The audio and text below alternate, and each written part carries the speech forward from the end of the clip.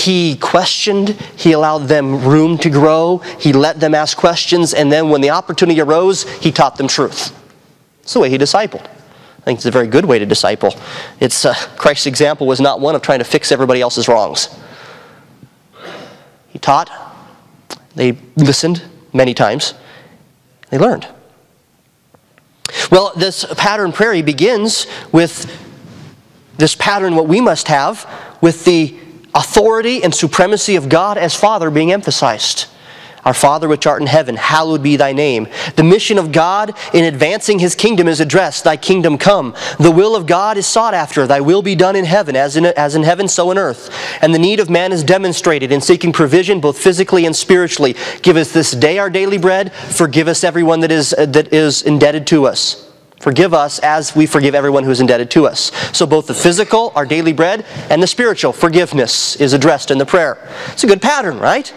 Give God glory, emphasize the kingdom and mission of God, submit to the will of God, and ask God for the necessities, both spiritual and physical. And that is the pattern that he gives. After Christ teaches the disciples this pattern, he tells them a parable, specifically teaching them that God answers prayer. It is God's delight and joy to answer the prayer of his children. Do you believe that this morning? It is God's delight and joy to answer your prayers. He wants to. And this is the parable before us today. The focus is not on us. It is on God's delight in answering prayer. For the most part, in the parables, you've noticed probably, I tend to side with the conservative, traditional interpretations of the parables. I reject allegorization. I reject it. I don't think that Christ taught allegories in parables. That doesn't mean that he didn't teach a spiritual understanding in the parables. There's a difference. An allegory seeks to assign a meaning and a value to all the aspects of a parable.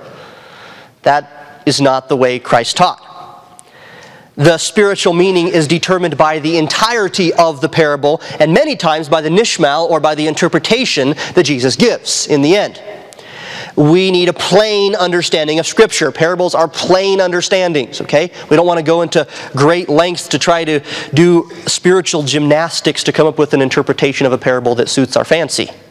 It is what it is. But on this parable, I don't go with the flow of the traditional interpreters. So I'm going to be shooting some sacred cows.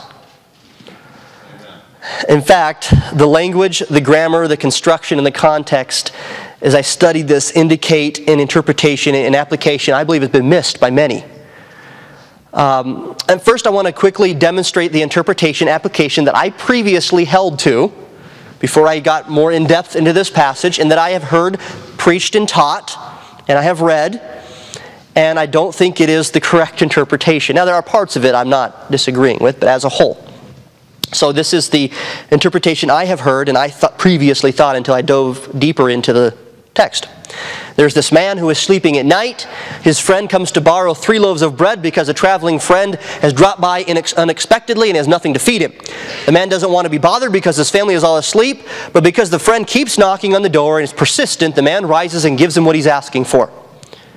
The traditional application of this that I have heard is that the man in bed represents God and he will answer persistent prayer. That's what I've heard. I even heard teachers say that this is the means that many times God will not answer our prayer because we really don't mean business. In other words, we've got to show God we mean business before He'll answer our prayers. Be persistent. Keep doing it. Don't give up. It's a powerful application I've heard used. Now, I wanted to say that right away so that you don't amen that and then be embarrassed later when I tell you I think you're wrong. Okay? I don't necessarily disagree with every aspect of that, but I don't believe that's what this parable is teaching. I'll try to show you from the Scripture why, from this text. I hope I don't cause any unnecessary offense by shooting a sacred cow. We can all have sacred cow steak for lunch. But I don't think this is close to what Christ was trying to teach. There are several reasons why I cannot believe that. First, that interpretation has always, even though I held to it, it always bothered me theologically. This is what I mean by that. The theology that comes from this interpretation I don't believe does justice to the divinity and supremacy of God. It seems to reduce God to a lesser being at our beck and call. If we just ask God enough, He'll be bound to answer us. If we're just persistent enough, He has to answer. In this way, it seems to me as if we can control God. It tends to bring God low, in my opinion, almost to the state of a vending machine. And prayers, we just hit the button.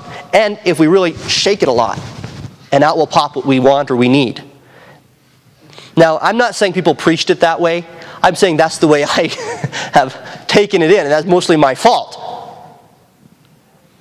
This parable is not a comparison comparing God to a sleeper either. That's always been a bothersome thing to me.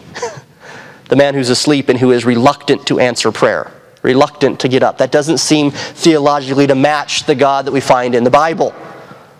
A reluctant God. In fact, there's also a contradiction as I was studying that Matthew 6, 7, and 8 tells us to avoid vain repetitions in prayer, supposing that by your much speaking you will be answered. That seems to be a direct contradiction of that. By your much speaking, by saying things over and over again, God will answer your prayer. There is a movement today in this emergence of some kind of religiosity. I don't know what to call it. It's called the emergent movement, but I don't really know what to call it, okay?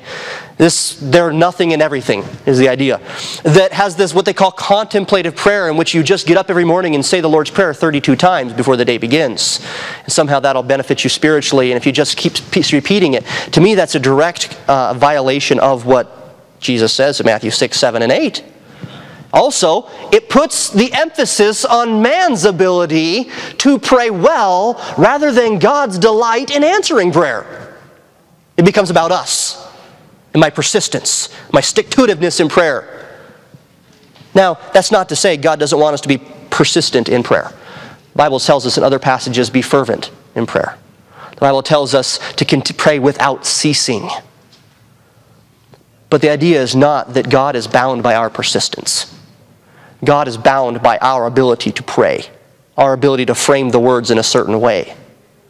It's not what it is. So the theological aspects of who God is has bothered me with that interpretation.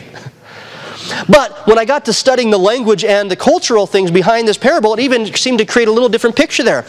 Some have supposed that Jesus is telling a story about two individuals. But actually, if you look at the beginning of this parable, he starts it with a question. This is what's called an interrogative parable. He says in verse 5, which of you, or very literally in the Greek, who from among you?